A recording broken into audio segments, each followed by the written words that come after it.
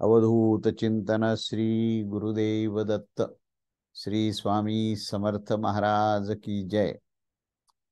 तेव्हा पाचवा अध्याय चालू आहे आणि पाचव्या अध्यायाचा जो पहिला जो शेवटचा जो खंड आहे त्या शेवटच्या खंडावर आपलं भाष्य चालू होतं आणि त्यामध्ये प्राण आणि इतर इंद्रिय यांच्यामध्ये एक परीक्षा चालू होती की ह्यांच्यामध्ये श्रेष्ठ कोण आहे, ज्येष्ठ आणि श्रेष्ठ कोण आहे, अशा प्रकारचा एक चर्चेचा विषय होता।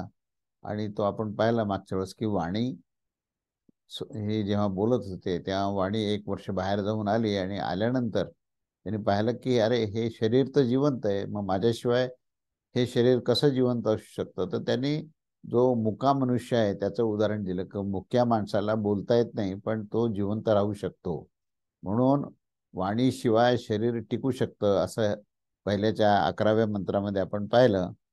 त्याच्यानंतर आता बाकी वाणीच्या नंतर मग पुढचा जो विषय आहे तो म्हणजे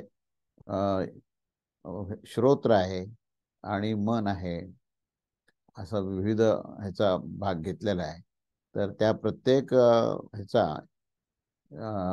जो विषय आहे तो आपण पाहू आणि त्याच्यानंतर सर्वश्रेष्ठ हा प्राण कसा आहे हे आपण बघू। तेव्हा प्राणाची परीक्षा या शेवटच्या ह्याच्यामध्ये आहे। त्याच्या आधी आपण हे पाहिलं की हे प्राण, श्रोत्र आणि मन या तिघांच्या बद्दल आपण पाहिलं की त्या मनाला जी काही स्थिती येते त्या मनाच्या स्थितीमध्ये जेव्हा मन हे शून्यवत स्थितीमध्ये जरी असलं तरी त्या ठिकाणी लहान मुलाला जसं ते लहान मूल कसं असतं की त्याचं मन जे आहे ते फारसं काही इतर मोठ्या माणसासारखं कार्यरत नसतं, पण त्याचं त्याचं तर आपण चैतन्य पाहिलं किती असतं, तर ते चैतन्य अगदी टिकून असतं। त्याप्रमाणे एक मनाचं सुद्धा जर त्या ठिकाणी नसेल मन तरी पण जिवंत राहतो। मनुष्य निद्रेमध्ये सुद्धा असताना जी मनाची परीक्षा जी आहे ती इथे आता 11व्या मंत्राचं आपण पाहू पहिल्यांदा की मनोहोच्चात क्राम तत्संवत्सरम प्रोष्य पर्येत्योवाच कथमत शकतर्ते मज्जी वितुमीति यथा बाला अमनसः प्राणान्तः प्राणेन वदन्तु वाचा पश्यन्त चक्षुषा शृण्वन्त श्रोत्रेणैवमिति प्रविवेश ह मनः। याचा अर्थ असा आहे की या ठिकाणी मनाने उत्क्रमण केल्यानंतर त्यांनी एक वर्ष प्रवास केला आणि पुन्हा परत आल्यानंतर त्यांनी पाहिलं की माझ्याशिवाय तुम्ही कसे काय जीवित राहू शकले, असं त्यांनी प्रश्न विचारला। त्यावर त्याचं उत्तर असं दिलेलं आहे की ज्याप्रमाणे लहान मुलं ज्यांची ज्यांचे मन जे आहे अजून विकसित व्हायचं आहे, विकसित झालेलं नसतं, पण त्यांची प्राणशक्ती अतिशय तीव्र असते, त्यामुळे प्राणाने प्राणक्रिया ही ही सगळीकडे चालत असते। त्यांची वाणी पण चालू असते, नेत्र पण पाहत असतात आणि कानाने सुद्धा ते ऐकत असतात, तेव्हा ते जीवित राहणं हे त्यांच्याकरता काहीच अशक्य नसतं। अशी हे लहान बालकाचं उदाहरण दिलं, म्हणून मनाला सुद्धा सर्वश्रेष्ठ म्हणता येणार नाही। म्हणजे ह्याचा आशय असा आहे की चक्षुने उत्क्रमण केलं आणि श्रोत्राने उत्क्रमण केलं आणि मनाने शेवटी उत्क्रमण केलं, तेव्हा शेष सर्व श्रुतीचे जे तात्पर्य समान आहे की ज्या प्रकारे बालक अमना म्हणजे मन त्याचं कार्यरत नसतं, तर अप्रौढ मना म्हणजे अर्थात ज्याचं मन विकसित झालेलं नाही, अशा या बालकाचं सुद्धा जीवन जे आहे ते अत्यंत हे कार्यरत असतं, हे आपण पाहिलं। आता पुढे जो आता शेवटी म्हणजे आपण काय काय पाहिलं, वाणी, श्रोत्र, चक्षु आणि मन ह्या चारीची परीक्षा घेतली आणि चारीमध्ये असं आपल्याला अतिशय स्पष्टपणे आढळून आलं की ह्या चारीपैकी कोणतीही एखादी गोष्ट जरी नसली तरी माणसाच्या मधलं चैतन्य हे टिकून असतं। तेव्हा त्या चैतन्याचा संबंध हा वाणीवरही नसतो, त्या चैतन्याचा संबंध हा श्रोत्राशीही नसतो, चक्षुशीही नसतो आणि मनाशीही नसतो। असं हे सिद्ध झाल्यानंतर आता अंतिम जो नंबर लागतो तो प्राणाचा, कारण हे चार संपल्यानंतर पाचवा जो आहे तो प्राण आहे। म्हणून आता प्राणाची परीक्षा होते आणि या परीक्षेमध्ये प्राणाचा विजय कसा होतो असा हा 12वा मंत्र आहे. तेव्हा अशा प्रकारे हे वाघादीची परीक्षा झाल्यानंतर हा 12वा मंत्र असा आहे की अथः प्राण उच्चक्रम ईशंसद यथा सूर्यः षड्विष शंकु सखिदे देव मितरान प्राणान समविदम तम हा विमसेत्योचु चोरुभग्ने धित्वम न श्रेष्ठोसी मोत क्रमिरीती. प्राणाने उत्क्रमण करण्याची इच्छा केली आणि त्याने ज्या प्रकारे चांगला घोडा आपल्याला बांधलेल्या खिळ्यास उखडून टाकतो त्या प्रकारे अन्य प्राणास देखील तो त्याने उखडून दिले, तेव्हा आपणच आम्हा सर्वात श्रेष्ठ आहात असे सर्व उरलेले प्राण म्हणजे इंद्रिय सर्व जे आहेत ते त्या प्राणाला म्हणाले. तेव्हा त्यांनी प्रार्थना केली की तुम्ही उत्क्रमण करू नका. आता या ठिकाणी जो प्राण आहे आशय सांगतो आता तुम्हाला. आशय असा आहे की आता मुख्य प्राण म्हणजे जो पंचप्राण असतात आणि पंच ज्ञानेंद्रियात सुद्धा हे प्राण कार्य करत असतात. ज्ञानेंद्रिय आणि कर्मेंद्रिय हे मुळातून क्रियाप्रधान असतात, ज्ञानप्रधान असतात, परंतु त्यांच्या क्रिया किंवा ज्ञानप्राप्ती करण्याच्या क्रिया ज्या होत असतात त्या सर्वतोपरी प्राणतत्वामुळे होत असल्यामुळे उरलेल्यांना उपप्राण असं म्हटलेलं आहे. आणि मुख्य प्राण जो आहे ते त्या आत्मतत्वाचं आहे. म्हणजे आत्मतत्वच हे मुख्य प्राणाचं काम करत असतं, कारण आत्मतत्वातच चैतन्य असतं आणि ते चैतन्य इतर सर्व इंद्रियामध्ये प्रवेश करून ते इंद्रिय कार्यरत करत असतं. म्हणून त्यांनी मुख्य प्राणाला म्हणजे आत्मतत्वामधून जो प्रतिनिधित्व करणारा जो मुख्य प्राण आहे त्या मुख्य प्राणाला तेथे परीक्षा चालू आहे. आणि तो मुख्य प्राण काय करतो तर जेव्हा तो मुख्य प्राण उत्क्रमण करण्याची इच्छा करताना तो जेव्हा या शरीराच्या बाहेर जाण्याचा प्रयत्न करतो तर तो एकटा जात नाही, तो आपल्याबरोबर बाकी सर्व इंद्रियांना बरोबर घेऊन जातो. म्हणजे माणसाचा मृत्यू सुद्धा होत असताना, मनुष्याचा मृत्यू होताना शरीराच्या बाहेर काय काय जातं असा जर प्रश्न विचारला 15व्या अध्यायामध्ये याचं वर्णन आहे की मनुष्याच्या शरीरातून मुख्य प्राण जातो तो एकटा जात नसतो, तर तो आपल्याबरोबर पंच ज्ञानेंद्रिय पंच कर्मेंद्रिय मन बुद्धी चित्त अहंकार या सगळ्यांना बरोबर घेऊन जातो आणि जीवात्म्याला बरोबर घेऊन जातो. तो जीवात्मा आणि प्राण तत्व ह्यांचं एक फार असं म्हणजे संबंध अतिशय गाढ आणि अखंड असणार आहे. त्यामुळे त्या जीवात्म्याचा सुद्धा जो जीव भाव आणि जीवात्म्याचे सर्व प्रकारच्या जे काही क्रिया आहेत त्या क्रिया केवळ आणि केवळ त्या प्राणामुळेच आहेत. आणि म्हणून तो प्राण जेव्हा त्या शरीरातून जात असतो त्यावेळेस तो सर्व दशेंद्रियांना आणि अंतःकरण चातुष्ट्याला आपल्या बरोबर घेऊन जात असतो. आणि म्हणून ते फक्त प्राणाचं उत्क्रमण नसतं, तर तो संदर्भ घेऊन इथे त्यांनी सांगितलंय की मुख्य प्राणाची उत्क्रमण करण्याची जेव्हा इच्छा होते तेव्हा कसे होते तर एक दृष्टांत दिलेला आहे. तर ते ज्याप्रमाणे एखादा चांगला घोडा असतो आणि तो त्याच्यावर ज्यावेळेस एखादा योद्धा चढून बसून युद्ध करण्यासाठी निघतो आणि त्याला चापकाने जर भरपूर मारलं तर तो अतिशय पर्यंत म्हणजे उत्तेजित होतो आणि पायाला बांधलेले जे खिळा असतो त्या खिळेला सुद्धा तो उखडून टाकतो. किंवा एखादा चिडलेला घोडा एखादा दाव्याला बांधलेला असतो त्या खुंटाळ्याला, तर त्या खुंटीला सुद्धा तो उखडून टाकतो आणि तो अतिशय उत्तेजित होऊन तो पळायला लागतो. म्हणजेच त्या घोड्याचं उदाहरण या प्राणाला दाखवलंय की तो प्राण जेव्हा बाहेर पडतो त्यावेळेस जे वाणी व अन्य प्राणास म्हणजे आता वाणी ही सुद्धा प्राणच उपप्राण म्हटलेलं आहे. वाणी चक्षु श्रोत्र हे सगळे जे कार्यरत होतात ते त्या प्राणाच्या त्याच्यामध्ये राहण्यामुळे प्राणाच्याच तिथे कार्य करण्यामुळेच इंद्रिय हे कार्य करत असतात हे सांगितलंय. तेव्हा त्या खिळ्याला उखडून टाकून तो घोडा जसा उधळतो त्याप्रमाणे जेव्हा प्राण जातो तेव्हा तो वाणी श्रोत्र चक्षु या आणि मन या सगळ्यालाच उखडून आपल्याबरोबर घेऊन जातो.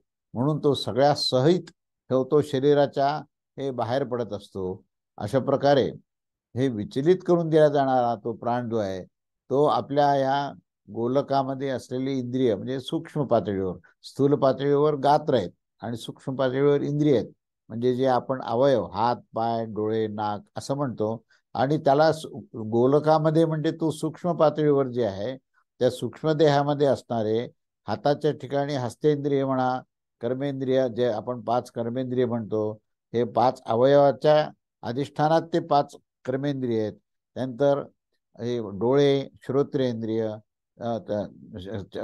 त्याच्यानंतर चक्षुच्या ठिकाणी हे आपण श्रोत्रेंद्रिय जे आहेत ते कानाच्या ठिकाणी आहेत, आणि त्या नेत्रेंद्रिय जे आहेत ते चक्षुच्या ठिकाणी आहेत. असं हे एक एक ज्ञानेंद्रियाचा आपण विषय केला तर ते एक एक ज्ञानाचे अवयव असतात. तेव्हा त्या अवयवातून जो काही मूळ अधिष्ठान असलेले जे गोलक आहे त्या गोलकामध्ये ते इंद्रिय आहेत. तर त्या गोलकामधून त्या इंद्रियांना बाहेर काढून हा प्राण जो आहे तो आपल्याबरोबर त्यांना घेऊन जात असतो. म्हणून या ठिकाणी सर्व व्यथित होतात, विचलित होतात, आणि ते प्रार्थना करायला लागतात मुख्य प्राणाला, की हे भगवान, जर आपण आमचे स्वामी आहात, आणि कारण की आम्ही तर सर्वात श्रेष्ठ आहोत असा आम्हाला आमचा एक गैरसमज होता, आणि या शरीरास आपणच जर उत्क्रमण केलं तर आमचं अस्तित्वच राहणार नाही या शरीरात. म्हणून आमची प्रार्थना आहे की तुम्ही ह्या शरीराचं उत्क्रमण करू नये. असं म्हणजे तिथे नकळतपणे ते सिद्ध झालं, वेगळी परीक्षा घ्यायची गरजच पडली नाही, की हे ते बाकीचे सगळे इंद्रिय जे आहेत ते बाहेर एक एक वर्ष जाऊन आले, आणि नंतर मग त्यांनी पुन्हा एकदा देहाला पाहिलं तर तो देह जिवंत होता, चैतन्यमय होता.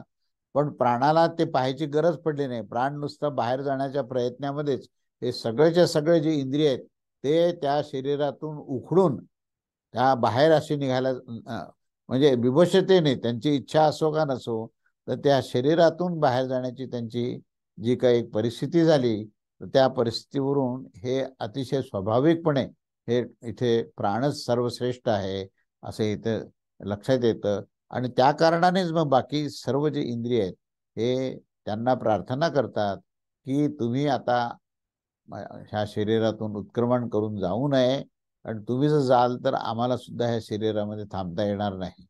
इथे हे सर्व परीक्षा संपते, आणि प्राणाची जी आहे ती सर्व श्रेष्ठत्व हे सिद्ध होतं. आणि सर्व इंद्रिय जे आहेत आता त्यांना या प्राणाला पूर्णपणे श्रेष्ठ मानतात, आणि श्रेष्ठ मानून शरण जातात, आणि म्हणतात की तुम्ही सर्वश्रेष्ठ आहात, तुमच्या आधारावरच आमचं सर्व कार्य चालू आहे. अशी ही परिस्थिती ह्या 12व्या मंत्रापर्यंत आली. त्यानंतर हे सगळं घडल्यामुळे इंद्रियाच्या द्वारे आता प्राणाची स्तुती चालू आहे. तेव्हा 13वा व 14वा मंत्र एकत्र केलाय, आणि त्याच्यामध्ये इंद्रियाद्वारे प्राणाची स्तुती केलेली आहे. तेव्हा मंत्र असा आहे की अथ हैनम वागुवाच यदहम वसिष्ठोस्मि स्वम तद वसिष्ठोसित्यथ हैनम चक्षुरुवाच यदहम प्रतिष्ठास्मि त्वं तत्प्रतिष्ठासीति अथ हेनम श्रोम उवाच श्रोत्र उवाच श्रोत्रम उवाच यदम संपदम स्मि त्वं तत्संपदसीत्यथ हैनम मन उवाच यद हमाय तनमस्मि त्वं तदायतन असिती. तेव्हा अर्थ असा आहे की त्यानंतर सगळ्या इंद्रियांचं जी स्थिती आहे त्याचं वर्णन करताना या मंत्रात म्हटलंय की त्यानंतर वैश्य समाज ज्याप्रमाणे राजास भेट समर्पण करत असतात, त्याच प्रकारे वाघादी इंद्रियांनी आपल्या आपल्या कार्याची ही प्राणाची श्रेष्ठता संपादन करत असताना सांगितलं. कशा प्रकारे सांगितलं तर एक एक एक एक जण बोलत गेला. पहिल्यांदा वाणी म्हणाली की मी जो वसिष्ठ आहे तेथे मूलतः यत शब्द जो आहे तो क्रिया विशेषण आहे. अर्थात मी जे वसिष्ठत्व जे गुणवाला असून तसेच तू देखील वसिष्ठ हो, अर्थात या गुणाप्रमाणे हो, अथवा तत् शब्द देखील क्रिया विशेषणच आहे. तेव्हा त्याचे हे तात्पर्य होईल की तुम्ही केलेला, अर्थात तुमचे हे जे वसिष्ठत्व गुण जे आहेत ते अज्ञानाने मी आजपर्यंत माझे आहेत असे मी समजून त्याचा अहंकार बाळगला.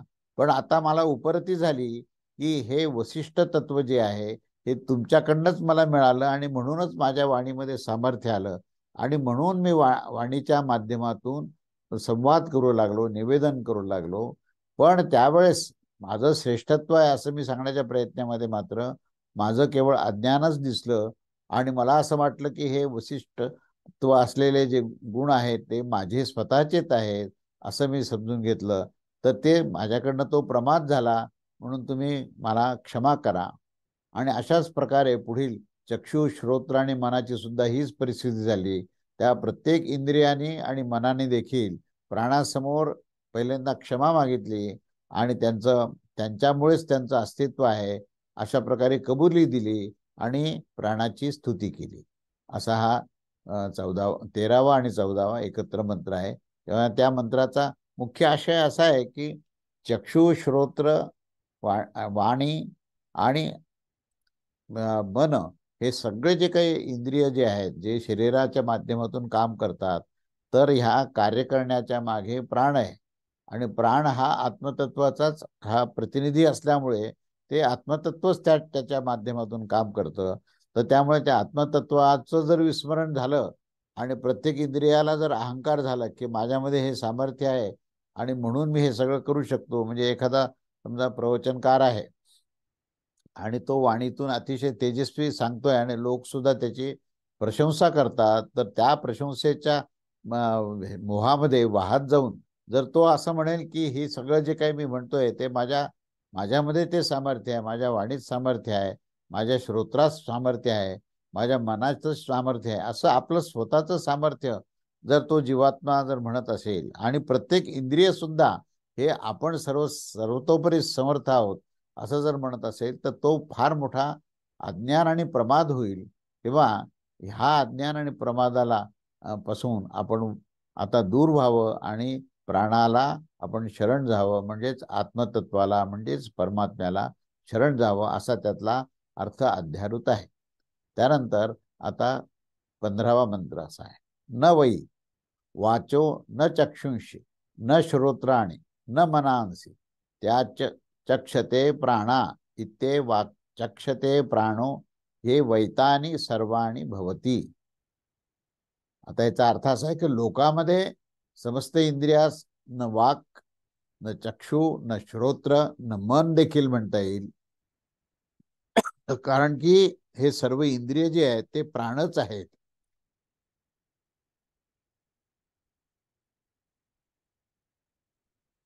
म्हणजे इथे या मंत्रामध्ये एक फार महत्वाची गोष्ट अशी सांगितली आहे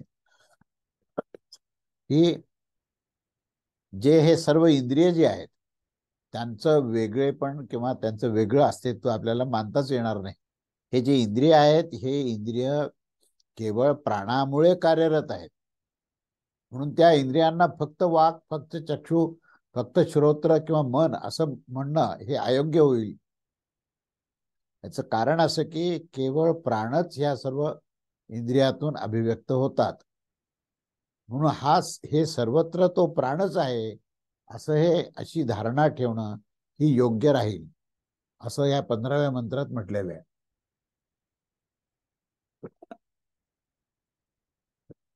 म्हणून या ठिकाणी आपल्याला सगळ्यात महत्वाचं असं आहे की हा जो भेद आहे ना, म्हणजे इंद्रियाच्या निमित्ताने जो भेद आपल्याला दिसतो की वाणी ही एक स्वतंत्र आहे, चक्षु स्वतंत्र आहेत, श्रोत्र स्वतंत्र आहेत, मन स्वतंत्र आहे, असं जे आपल्याला वाटून आपण परस्परांमध्ये जी भेदाची भावना ठेवतो आणि भेद झाल्यामुळे हे सगळे संवाद झाले ना, की प्रत्येकाला असं वाटलं की माझ्यामुळे सगळं अडलेलं आहे किंवा मीच श्रेष्ठ आहे असं जे वाटलं, याचं मूळ कारण आपण प्रत्येकाला हे भिन्न भिन्न आणि स्वतंत्र आपण अस्तित्व आहे असं आपण मानलं. पण ह्या मंत्रामध्ये त्यांनी हे स्पष्ट केलं की ह्या सबंध इंद्रियामध्ये इंद्रिय केवळ निमित्त मात्र आविष्कार आहेत, पण खऱ्या अर्थाने इंद्रिय जे आहेत ते इंद्रियाच्या माध्यमातून प्राणच काम करत असतो. नव्हे नव्हे तर ते इंद्रिय म्हणजेच प्राण आहे, वाणी म्हणजेच प्राण आहे, सर्व सर्व चक्षु आणि श्रोत्र जे आहेत ते म्हणजेच प्राण आहे. त्यामुळे या सर्व गोष्टी ज्या आहेत ह्याला त्यांनी प्राणच आहे असं सांगितलंय, असं या मंत्रामध्ये ठासून सांगितल्यामुळे इथे प्राणाची पूर्ण महती इथे सांगितली आहे.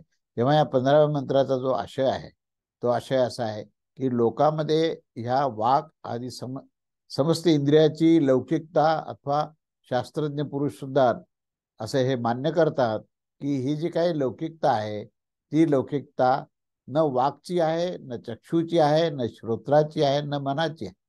तर ही कोणाची म्हणता येईल? तर तिथे ती प्राणाचीच लौकिकता आहे, प्राणाचंच सामर्थ्य आहे, प्राणाचा प्रभाव आहे, असं सुद्धा असं हे जे विद्वान आहेत आणि ज्यांना हे संपूर्ण ज्ञान आहे ते असाच सिद्धांत ठासून सांगतात. फक्त प्राणच असा आहे असं म्हणता येईल. कारण की प्राणच ह्या समस्त वाघादी इंद्रिय समुदायाशी एकरूप होत असतात आणि त्या कारणाने मुख्य प्राणाच्या प्रती वाघादी इंद्रियेद्वारे हे जे काही स्तुती केली आहे ती योग्यच आहे असं म्हटलं पाहिजे. आणि अशा प्रकारे श्रुती ह्या प्रकारचा अर्थाचा हा उपसंहार करतो. तर आता या ठिकाणी थोडेसे काही प्रश्न उत्तर काही लोकांनी विचारले, त्याचं काही थोडं समाधान करण्याचा प्रयत्न केलाय. की आता ही वाणी जी आहे ना ती इतरांना मग कशी काय बोलत असेल?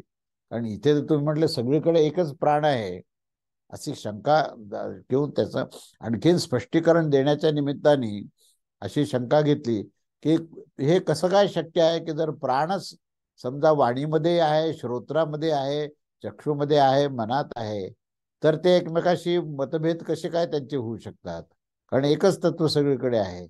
म्हणून हे कोणत्या प्रकारे संभव होऊ शकतं अशी एक शंका व्यक्त केली. कारण की वाघादी प्राणाने चेतनायुक्त पुरुषाच्या या समान आपल्या श्रेष्ठतेसाठी विवाद करत असताना एक दुसऱ्याशी जी स्पर्धा केली गेली आहे, कारण की वाकच्या शिवाय अन्य चक्षु आदी इंद्रियामध्ये कोणाची परस्परांशी बोलणे संभवच नाहीये.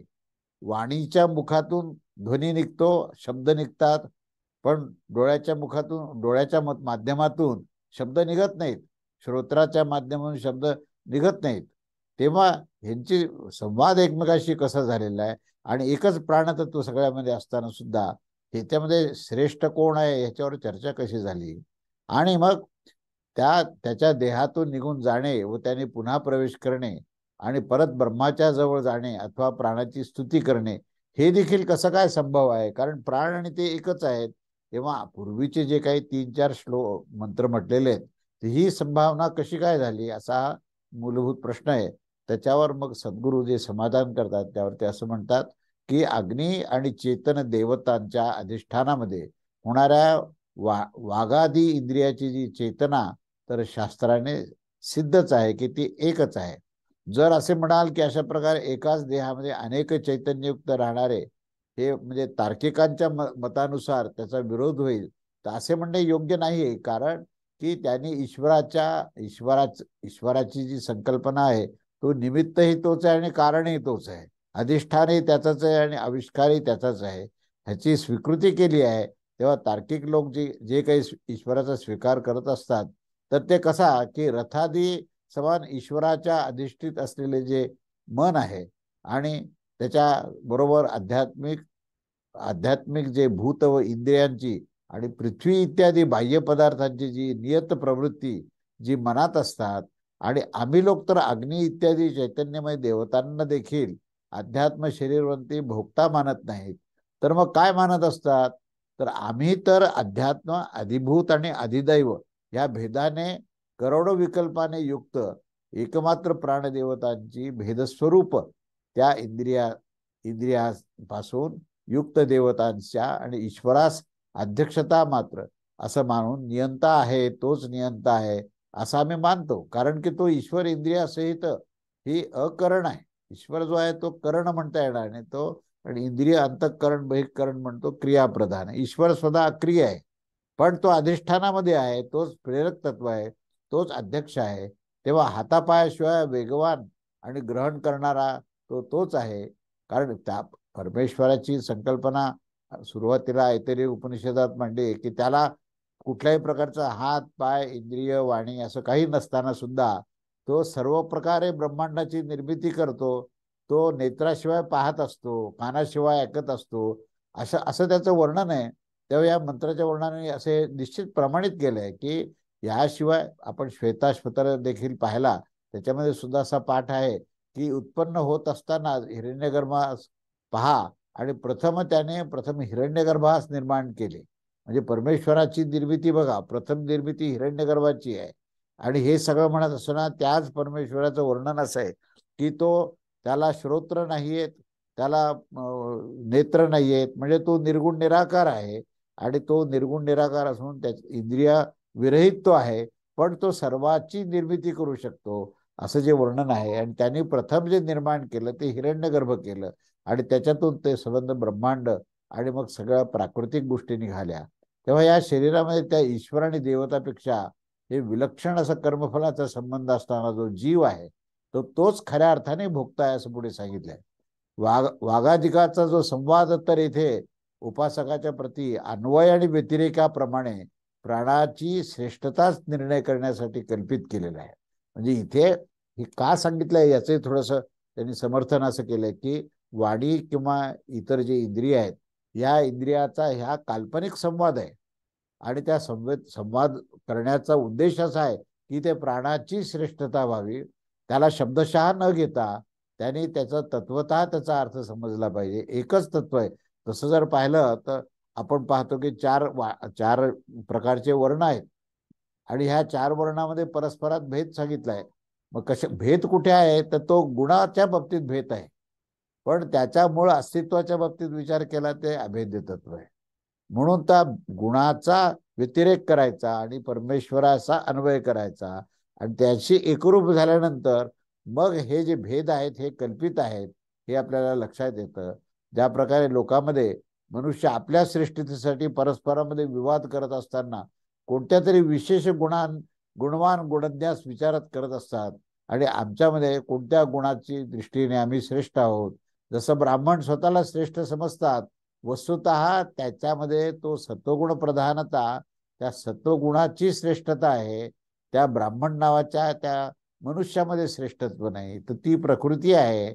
ब्राह्मण ही प्रकृती आहे, आणि त्यामुळे प्रकृतीमध्ये भेद आहे. पण प्रकृती ज्या परमेश्वराने धारण केली आहे त्या परमात्म्यामध्ये भेद नाहीये. म्हणून त्याच्याकडे सगळे इंद्रिय आहेत.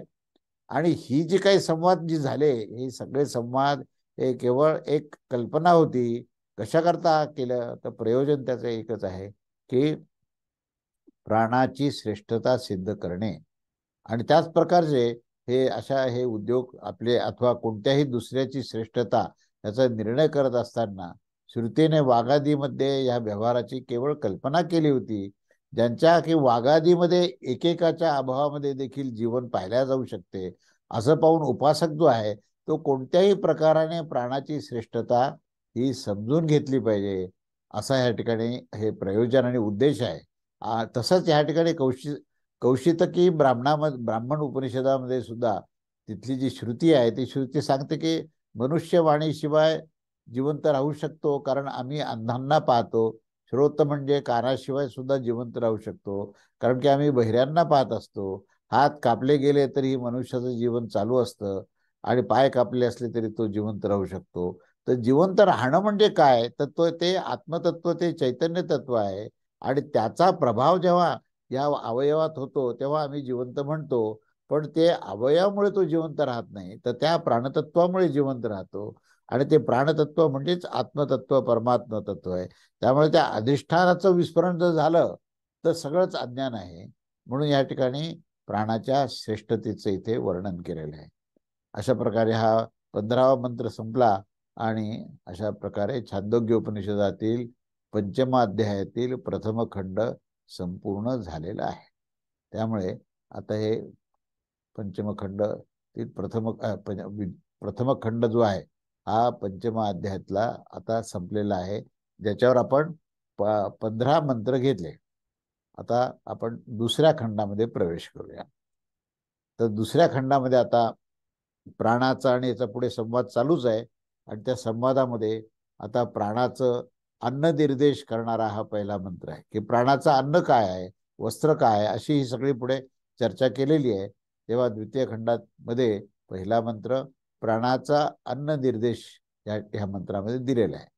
तर मंत्र असा आहे की स हो वाच किम किम ए अन्नम भविष्यति ती यत्किंचितम अधिमा श्वम अशको निभ्य इति होचुस्तद्वा एतद्दनस्य अन्नं मनोह वै नाम प्रत्यक्षम न हवा एवं विधि किंचनान्नम भवती.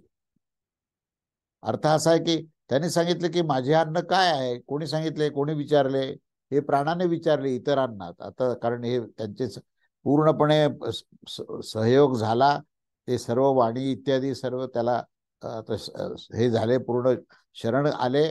आणि त्याच्यानंतर मग आता प्राणानेच त्यांना विचारायला सुरुवात केली की मला सांगा की माझं अन्न काय आहे. त्यावर वाघ इत्यादीने सांगितलं की कुत्रे आणि पक्षी यांना घेऊन सर्व जीवांचे हे जे काही अन्न असते, म्हणजे सर्व तुमचे जे काही अन्न आहे तेच अन्न जे आहे हे प्राणाचे अन्न आहे. तेव्हा हे सर्व प्राणाचेच अन्न आहे. अन्न म्हणजेच प्राण. आता याच्यामध्ये त्यांनी हे केलेली आहे, म्हणजे फोड केली आहे त्याची, की अन्न हा जो शब्द आहे त्याच्यापासून अन्न पुढे झालं आहे, तर अन्न म्हणजे प्राण आहे आणि अन्न हे प्राणाचेच प्रत्यक्ष नाम आहे. अशा प्रकारे जाणून घेण्यासाठी देखील काहीही अन्नन्न म्हणजे अभक्ष्य होत नसते. कारण तो प्राण जो आहे तो चैतन्यमय असल्यामुळे संबंध ब्रह्मांडात सर्वत्र आहे. त्यामुळे अभक्ष्य आणि भक्ष्य असे दोन शब्द वापरण्यापेक्षा सर्वत्र चैतन्य आहे, म्हणून कुठेही अभक्ष्य काही असतं आणि भक्ष्य काही आहे. म्हणजे प्राण थोडक्यात म्हणजे याचा उद्देश काय की प्राण हा एका विशिष्ट जिवंत माणसात तो आहे, आणि त्यानंतर जी काही मृत गोष्टी ज्या आपल्याला दिसतात किंवा प्राकृत गोष्टी दिसतात तिथे प्राण नाही असं तुम्हाला म्हणता येणार नाही. हा याचा सांगण्याचा उद्देश आहे. भक्ष हा मूळ मुद्दा नाहीये. तर प्राणाचं अस्तित्व हे सर्वत्र सर्वव्याप्त कसं आहे, आणि त्याच्यामध्ये तुम्हाला जीव आणि निर्जीव आणि सजीव असा हा विषय नाहीये. तर सर्वत्र चैतन्यमय आहे, सर्वत्र तो प्राण आहे असं ठासून या पहिल्या मंत्रात सांगितलंय आणि अन्नाचं निमित्त केलंय.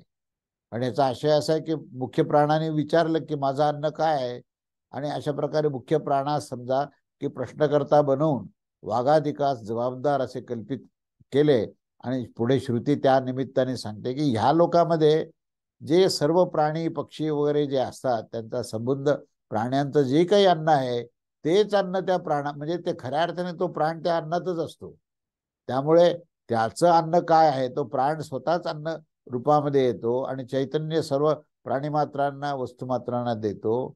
एवढंच नव्हे तर ज्याला आपण निर्जीव म्हणजे अणुरेणू यांना सुद्धा तिथे त्या ठिकाणी तो प्राणतत्व आहे. म्हणजे मी मागे एक दोन सिद्धांत सांगितलं की ह्या आपल्या जीवशास्त्रामध्ये दोन विभाग केलेत, एक एक सजीव आहे आणि एक निर्जीव आहे, किंवा ऑर्गॅनिक आणि इनऑर्गॅनिक असे जे काही आपण दोन शब्द जे विभाग केले.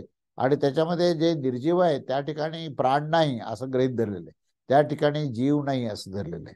तर आपण शैव दर्शनामध्ये पाहिलं की जीवतत्व जे आहे हे प्राण म्हणजे हेच अणु समान आहे. आणि महाराजांनी सांगितलं की अणु हा सुद्धा एक जीव आहे. म्हणजे त्या अणुमध्ये सुद्धा आता आपण आधुनिक विज्ञानाप्रमाणे पाहतो की त्याच्यामध्ये सुद्धा ज्या प्रकारच्या शक्ती उपलब्ध असतात आणि त्या सगळ्या ऊर्जा ज्या आहेत त्याच्यामध्ये उपलब्ध असतात, त्यांनाही वृत्ती प्रवृत्ती आहे, त्यांची सुद्धा संस्कृती आहे, त्यांनाही मनबुद्धी चित्त अहंकार आहे. तेव्हा त्या प्रत्येक अणुरेणूमध्ये सुद्धा हे प्राणतत्व आहेच, सर्वत्र प्राणतत्व आहे.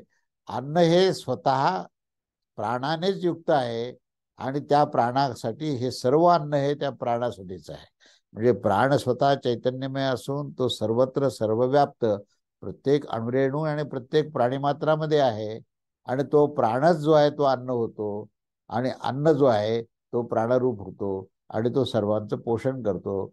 आणि प्राण या अन्नाचा भोक्ता होतो, म्हणजेच काय, त्या अन्नाशी एकरूप होतो असं या विधानात समजण्यासाठी ही कल्पित अशी आख्यायिका रूपाने इथे निवृत्त असलेले जे ग्रंथ आहेत त्यामध्ये आपल्या श्रुती रूपाने सुद्धा ते सांगत असतात.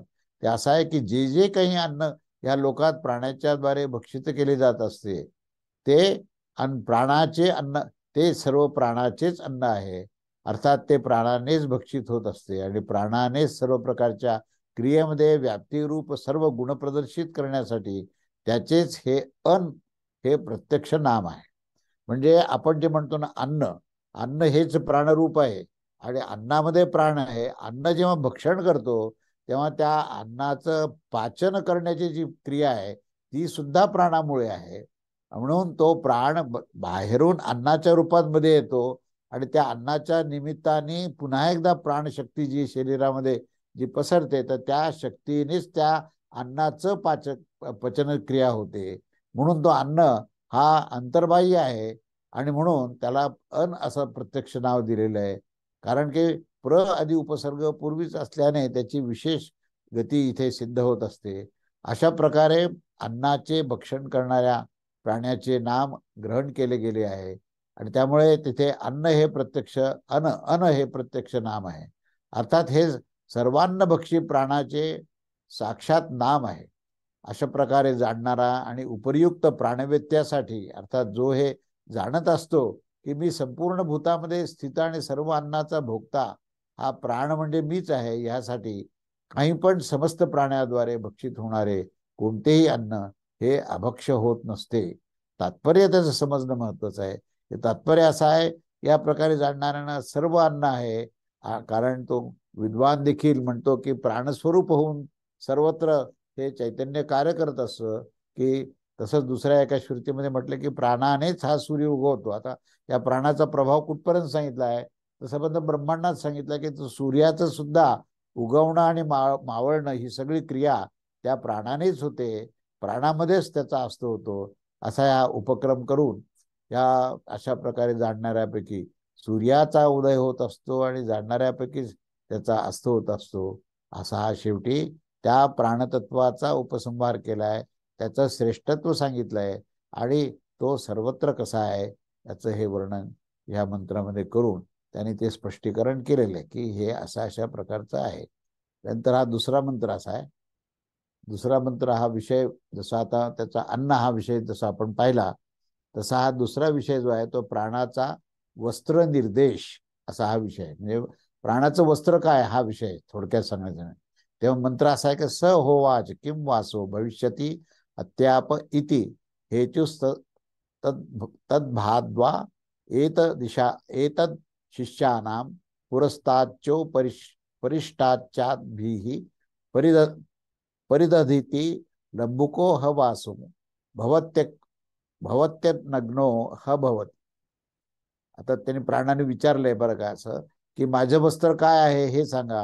तेव्हा वाघादी यांनी त्याचं उत्तर द्यायला सुरुवात केली आहे आणि वाघादी बोलले की जल ह्याचेपासून भोजन करणारे पुरुष आणि भोजनाच्या पूर्वी आणि पश्चात ज्या जलाने त्याचं आच्छादन करत असतात, असे करण्याने ते वस्त्र प्राप्त करणारा आणि अनग्न होत असतो. म्हणजे वस्त्र हे जल आहे प्राणाचं आणि त्या प्राणाचं त्या जलाचं त्याला आच्छादन होत असतं म्हणून त्याला वस्त्र असं म्हटलेलं आहे. आणि त्यामुळे तो अनग्न म्हणजे तो उघडा पडत नाही, तर त्या वस्त्राने तो झाकला जातो म्हणून अनग्न शब्द वापरलाय. अशा रीतीने तो अनग्न होत असतो. त्यामुळे याचा आशय असा आहे की त्या प्राणाने नंतर सांगितलं की ही कल्पना देखील पहिल्यासारखी समान आहे की माझं वस्त्र काय असेल यावर वाघादीने सांगितलं की हे जल आहे. कारण की जलच प्राणाचे वस्त्र आहे हा सिद्धांत आहे. ह्याच्यासहित भोजन करणारे विद्वान सुद्धा असं करत असतात. काय करत असतात तर भोजनाच्या पूर्वी आणि पश्चात ते वस्त्रस्थानीय जलाने म्हणजे मुख्य प्राणाचे परिधान म्हणजे आच्छादन करीत असतात. असे केल्याने त्या लंबुक नावाच्या वस्त्रास प्राप्त करणारा होत असतो आणि तसं झाल्याने तो अनग्न होतो. म्हणजे वस्त्रास प्राप्त करतो आणि ते वस्त्र प्राप्त झाल्यामुळे त्याला अनग्न असं म्हटलेलं आहे. अर्थात तो हा वस्त्र धारण करणारा सिद्ध होतो. तेव्हा याचा अभिप्राय असा आहे की तो उत्तरीय वस्त्राने युक्त होत असतो. भोजन आरंभ करण्याच्या आधी भोजन केलेल्यांचा जो काही आचमन करून शुद्धीकरण होतं आणि नंतर भोजन प्रारंभ होतं, त्यामुळे जो काही आचमन शुद्धीसाठी शास्त्राचे जे काही विधान आहे त्यामध्ये हे प्राणाचे वस्त्र आहे. म्हणून हे आपण अन्न ग्रहण करण्याचं म्हणजे प्राणाला ग्रहण करण्याच्या आधी पहिल्यांदा जल म्हणजे आचमन करतो आपण आणि मग आपण चित्राहुती टाकून मग जेवण करतो. तर ह्या जेवणाच्या आधी आपण त्याला ते वस्त्र त्या प्राणाला घातलेलं आहे. अशा दृष्टीने आणि अशा या मात्राचे विधान इथे केलेलं आहे. तेव्हा जलाने परिधान करत असू असे सांगून अन्य आचमनानेचे विधान केलेले नाही. तर अशा प्रकारे लौकिक प्राण्याद्वारे भक्षित होणारे अन्न हे प्राणाचेच आहे. इथे ज्या तऱ्हेने व केवळ दृष्टीमात्राचे विधान केले आहे त्या प्रकारे ह्या समजून घेतले पाहिजे. कारण माझे अन्न काय आहे, माझे वस्त्र काय आहे इत्यादी प्रश्न आणि त्याचे उत्तर जे आहे हे समानच आहे.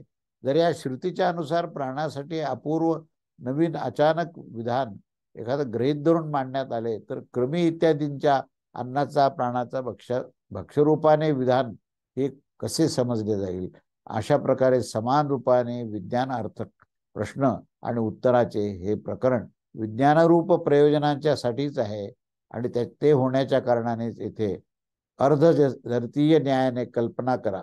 अर्धजरतीय, अर्धजरतीय या शब्दाचा अर्थ असा आहे की अर्धी गाय तरुण आहे आणि अर्धी गाय म्हातारी आहे, म्हणजे अर्धजरतीय असं न्याय. म्हणजे एक एक बाजू त्याची उत्तम सांगायची आणि एक त्याच्या विरुद्ध सांगायची, तर ती कल्पना जी आहे ही स्वीकार करण्यात येऊ शकत नाही. म्हणून अन्नामध्ये तर केवळ दृष्टीमात्राचंच हे सर्व विधान असून आचमन जे आहे हे विहित कर्म आहे आणि ते बोलल्या जात असते. त्यामुळे शुद्धीच्यासाठी केवळ केले जाणारे आचमन जे आहे ते प्राणाच्या नग्नतेचे निवारण करण्यासाठी आहे. आणि त्या विषयामध्ये आम्हाला असं सांगायचं आहे की अशा प्रकारे आम्ही आचमनास दोनही प्रयोजनासाठी नाही दाखविले, तर मग काय सांगतात की आमचे कथन तर असे आहे की ह्या प्रकारे आम्ही आचमनाच्या दोनही प्रयोजनासाठी जे आहे हे आम्ही तेवढेच न सांगता आमचं कथन असं आहे की शुद्धीसाठी आम्ही हे करतो आणि हे केले जाणारे जे आचमनाचे जे साधनभूत जल आहे ते असं कल्पनेने समजा की ते प्राणाचं वस्त्र आहे आणि ह्या दृष्टीने हे विधान केलं आहे. त्यामुळे आचमनाच्या दोनही प्रयोजनाच्या सिद्धीसाठी दोषांची शंका काढणं ही उचित नाही. तर म्हणाल की अशी दृष्टी करणे तर उचितच होईल, जेव्हा की आचमन प्राणाच्या वस्त्रासाठी केले जाते असं कसं म्हणता येईल. तर ती एक कल्पना आहे. त्यामुळे तंतोतंत शब्दशः असं समजणं हे उचित नाही. म्हणून वस्त्रदृष्टीच्या साठी प्रवृत्त झालेल्या वाक्यामध्ये वस्त्रासाठी नवीन आचमनाचे विधान आणि त्यामध्ये प्राणाची नग्नतेचे निवारण रूप हे प्रयोजनाच्या दृष्टीचेच विधान मानले जाते आहे आणि वाक्यभेद रूप दोष होईल. कारण की आचमनाच्या वसोर्थत्व आणि कोणत्या तरी अन्वयार्थामध्ये कोणतेही त्याचे हे प्रमाण नाही, तर केवळ एक स्पष्टीकरण देण्याकरता इथे जल हे प्राणाचे वस्त्र आहे असं सांगितलं आहे. तेव्हा आपण इथे थांबूया. अवधूत चिंतन. श्री गुरुदेव दत्त. श्री स्वामी समर्थ महाराज की जय.